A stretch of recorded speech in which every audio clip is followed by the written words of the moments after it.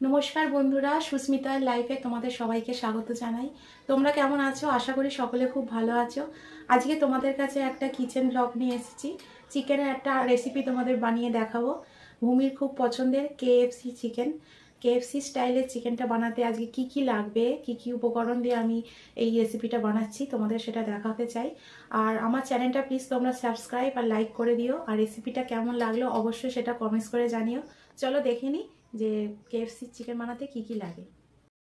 Crunchy মুচমুচে KFC স্টাইলের chicken বানানোর জন্য প্রধান উপকরণ চিকেন নিয়ে নিয়েছি। এখানে আমি 500 গ্রামের মতো। চিকেনগুলো একটু বড় বড় পিস করে কাটা আছে। এতে আমি ছুরি দিয়ে একটু ছোট ছোট একটু কাট করে নিচ্ছি যাতে মশলাগুলো ভেতরে ভালোভাবে ঢুকতে পারে। এইভাবে একটু একটু কাট করে নেবে তোমরাও। একটা পাত্রে চিকেনের পিসগুলো নিয়ে এতে 1 চামচের মতো নুন, 1 চামচ হলুদ গুঁড়ো, 1 চামচ লঙ্কার গুঁড়ো, আধা চা চামচ মরিচের গুঁড়ো, আধা চা চামচ জিরে গুঁড়ো, আধা চা চামচ গরম মশলার গুঁড়ো, 1 থেকে 1.5 চামচ আদা রসুন বাটা, 1 চামচ চিকেন তন্দুরি মশলা। যদি তোমাদের বাড়িতে থাকে তাহলে দিও, এটা অপশনাল, না দিলেও হবে। আর আধখানা পাতিলেবুর রস।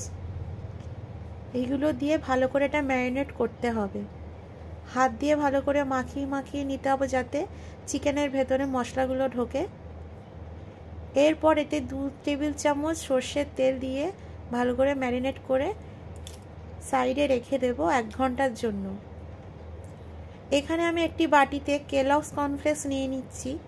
কেলগস কর্নফ্লেক্সগুলোকে হাত দিয়ে গুঁড়ো করে নেব। মিক্সচারে গুঁড়ো করার কোনো প্রয়োজন নেই, তাতে মিহি গুঁড়ো হয়ে যাবে। আমি হাত দিয়ে এইভাবে মুজড়ে মুজড়ে গুঁড়ো করে নেব। একটি পাত্রে 1 কাপের মতো কর্নফ্লাওয়ার নিয়ে নিচ্ছি। এতে 2টো ডিম ফাটিয়ে দেব এবং অল্প একটু নুন দিয়ে দেব। আর প্রয়োজন হলে একটু জলও দিতে পারো। এটার একটা পাতলা ব্যাটার তৈরি করতে হবে।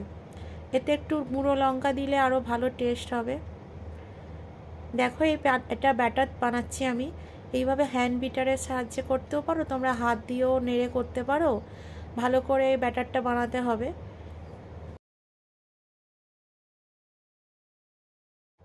ব্যাটারটা একদম রেডি। এদিকে আমি কড়াইতে তেল দিয়ে দিচ্ছি। কড়াইটা গরম হয়ে গেছে। তেলটা ভালো মতো গরম হয়ে গেলে এটা লো আঁচে রেখে দেবে। আর এখানে চিকেনটা ব্যাটারে ভালো করে ডুবিয়ে ভালো করে এদিক ওদিক করে এটা এপিট ওপিট করে পাল্টাপাল্টি করে তোমরা কোট করে নেবে। কোট করে নিয়ে এটি গরম তেলে ছেড়ে দিতে হবে এবং উল্টে পাল্টে 3 থেকে 4 মিনিট ধরে এটা ভাজতে হবে। একদম লো আঁচে ভাজবে, কারণ আঁচ যদি বেশি থাকে ওপর থেকে চিকেনটা বেশি ভাজা হয়ে গেলে ভেতরটা কিন্তু সিদ্ধ হবে না। দেখো এখানে এইভাবে ভাজছি।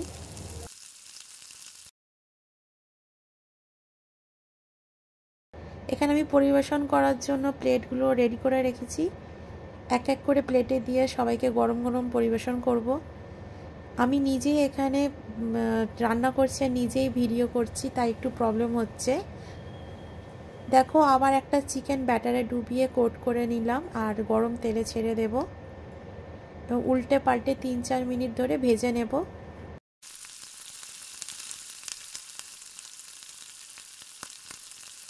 এগুলো ভাজা প্রায় হয়ে গেছে আর আমি প্লেটে তুলে নিয়েছি।